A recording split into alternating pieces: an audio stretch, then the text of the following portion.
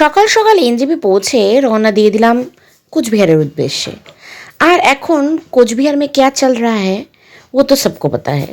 कोचबिहार में अभी रास मेला चल रहा है। যাই হোক, তো ট্রেনে উঠে গেলাম।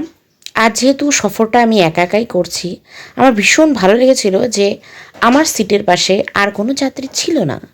আমি খুব আরামে নিজের মতন করে আবার বন্দে ভারতটাকে আমার বাবার ট্রেন ভেবে আমি আমার যাত্রা শুরু করলাম। এই সমস্ত কাজ আমি হরহামেশাই ট্রেনে ওঠার পর করে থাকি।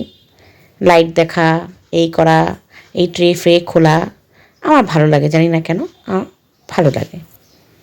তারপর ট্রেনটা এনজেপি থেকে ছেড়ে দিল গুটি গুটি পায়ে। না মানে পা কী করে থাকবে ট্রেনের, ট্রেনের তো চাকা থাকে। আমি ভাবলাম জানলা দিয়ে খুব সুন্দর হাওয়া আসবে, ও তাও না, আমি তো বন্দে ভারতে যাচ্ছি, চারিদিকে জানলা ফানলা তো বন্ধ। যাই হোক, এই মনোরম প্রাকৃতিক দৃশ্য দেখতে দেখতে আমি চললাম কোচবিহারের উদ্দেশ্যে। আর আমি কিছুক্ষণের মধ্যেই পৌঁছে গেলাম কোচবিহারে। এই হচ্ছে বন্দে ভারত ট্রেন।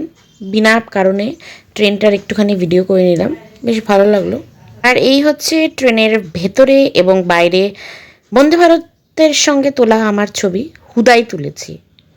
এমন হচ্ছে বন্দে ভারতে আমি প্রথমবার চড়লাম, এর আগেও অনেকবার চড়েছি। নেক্সট পার্টে তোমাদের জন্য আছে আরও অনেক বড়